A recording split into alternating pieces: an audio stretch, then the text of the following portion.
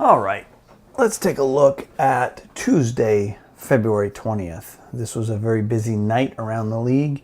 Doing this one a little bit in the dark just to try to test the low light capability of this particular type of video. Getting a lot of light off the computers, getting some glare right about there. Anyway, we'll see how it looks. Just bear with me. It's getting a little too dark to have the bright lights on, or a little too late. First and foremost, Toronto and Florida. Toronto coming in 36-20-5, Florida 26-24-6. Florida, of course, is still fighting for that playoff spot that they so desperately desire. But they end up losing this game 1-0 to Toronto. Luongo with 30 saves in the effort, and Anderson with 40 saves in the win. That's his fifth career shot, or fifth shutout of the year, and his 30th win of the season. Unfortunately, Florida falls on flat on this night when they were only 6 points out of the playoff, or the last wild card spot coming into the game. But they ran into a very hot Toronto team, so you can't really blame Florida per se, because they were ultimately outplayed by a much better team. JVR got the game-winning goal in this one, and he actually scored it in the first period. So it was 1-0 after one, and the score never changed after that. Toronto's now won 11 of 12, and they're 14-4-2 since January 4th, which I know makes Leafs fans happy.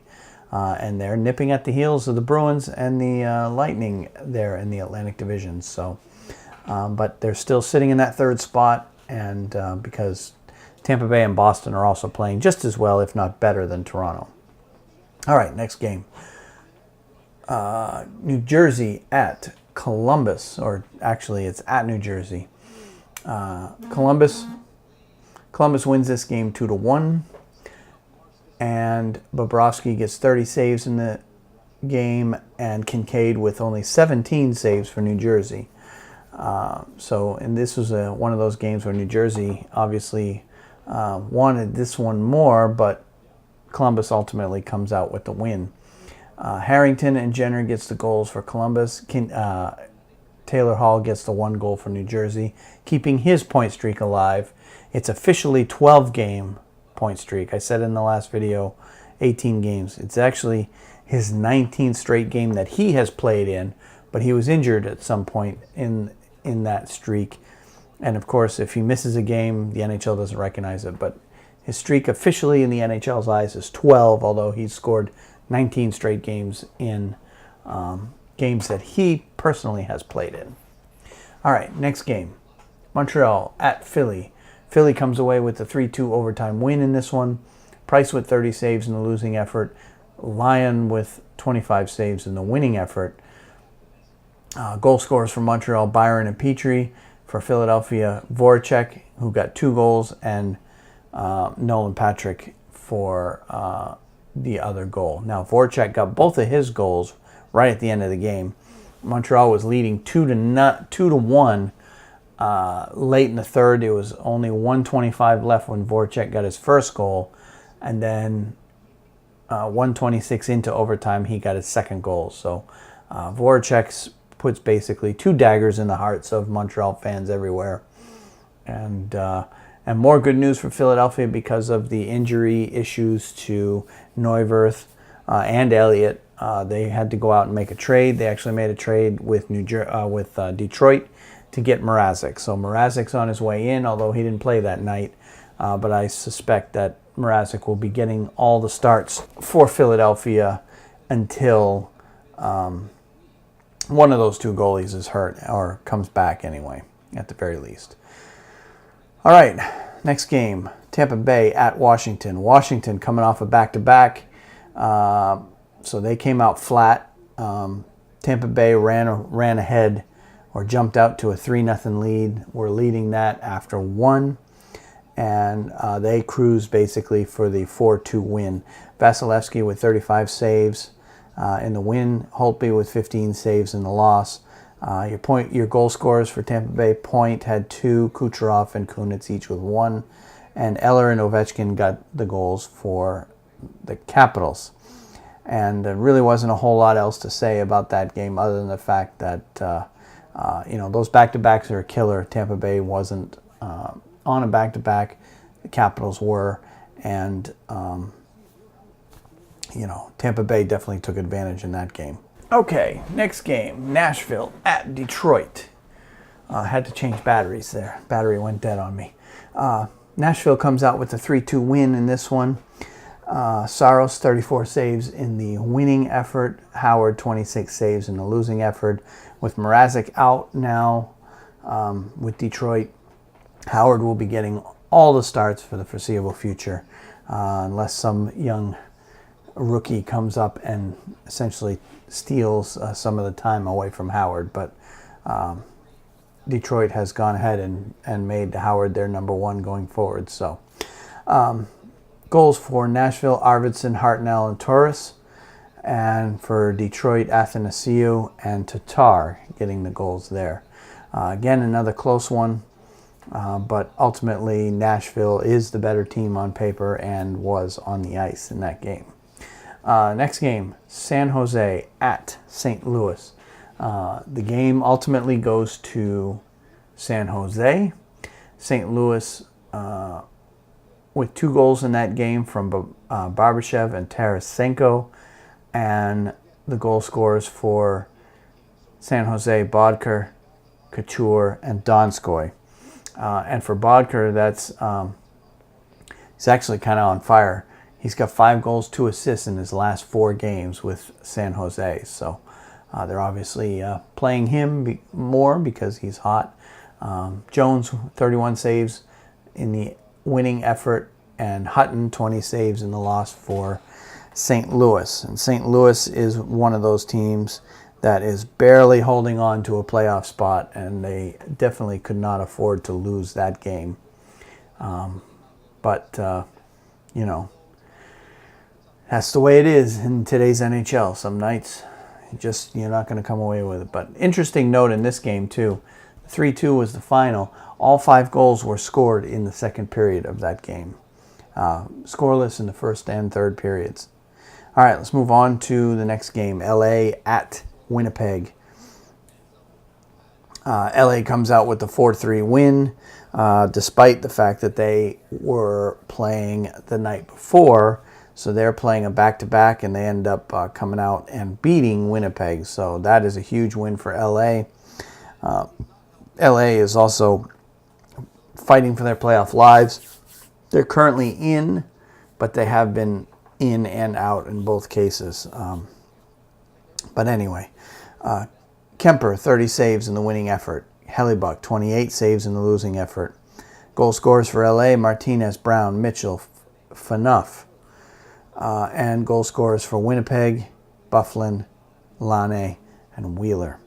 An interesting note, couple of interesting notes in this one. Phaneuf, that's his 3rd goal in 4 games as an LA King. So Phaneuf is definitely playing well in that New Jersey so far this season. I doubt he'll keep up that kind of pace going forward, but LA is going to take it while they can get it. And the other interesting note in this one is Kopitar scored his 800th point in this game in exactly his 900th game played in his career. So kudos to him on that one. All right, the next game. Another team playing a back-to-back. Boston on the back end of a back-to-back going into Edmonton after playing Calgary the night before. And the first part of the game, I did watch parts of this game. Boston looked like they were playing on a back-to-back. In fact, that they were, after 2 periods, were down 2-0 to Edmonton in this one. And I was pretty much had written off the game and was pretty disappointed. But then the third period happened.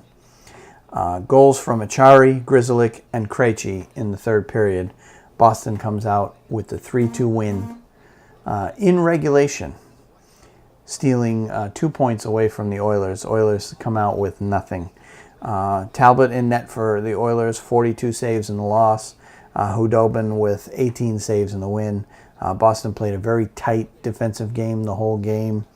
Hudobin made the big saves when he had to, but he wasn't really tested a whole lot. And Talbot was facing more rubber than the Trans-Canada Highway last night. So, and then the goal scorers for Edmonton were Kyra and Strome. The Bruins did a good job at keeping Connor McJesus in check to make sure that he didn't burn them, although he had plenty of chances to do so. But Boston gets the win. They got the go-ahead goal with 1:04 left in the third period. And then later on, actually it wasn't last night, it was this morning, I had heard about it was yesterday morning leading into the game. Nick Holden from the Rangers got traded to Boston for O'Gara, defenseman, and a third-round pick. So O'Gara is a 24-year-old prospect, probably not going to make the team right off the bat, but he could play well enough to get a roster spot next fall with the Rangers. So we'll see about that. And the final game of the night, Colorado at Vancouver. Again, a one-goal game. 5-4 in overtime. This one goes to Colorado.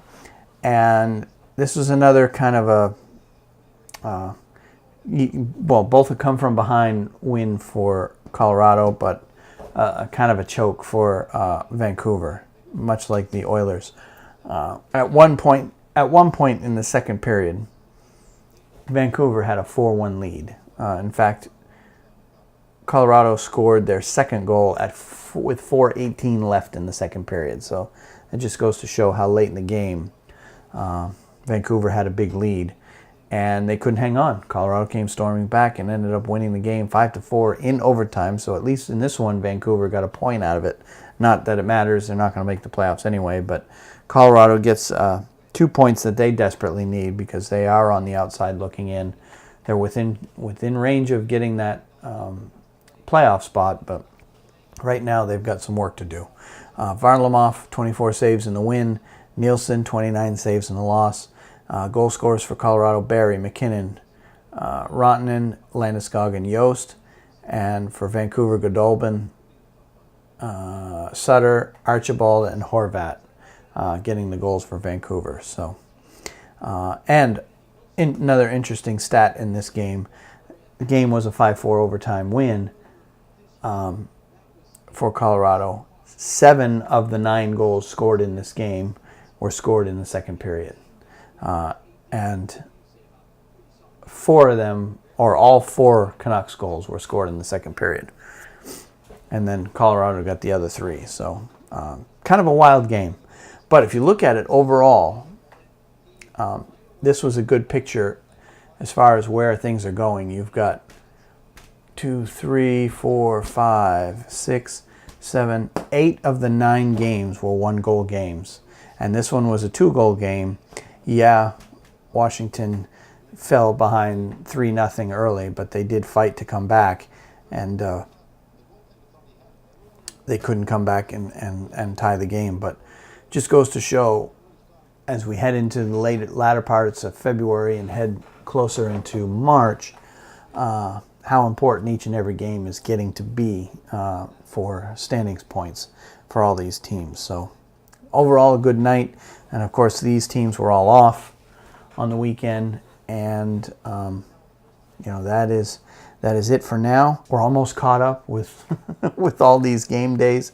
And the next game day is just a 3-game night on Wednesday the 20th. And anyway, as always, if you like this, go ahead and hit like. If you really liked it, if you want me to continue doing these, hit subscribe. And I'm welcoming all comments. And as always, thanks for watching, and we'll see you on the next one.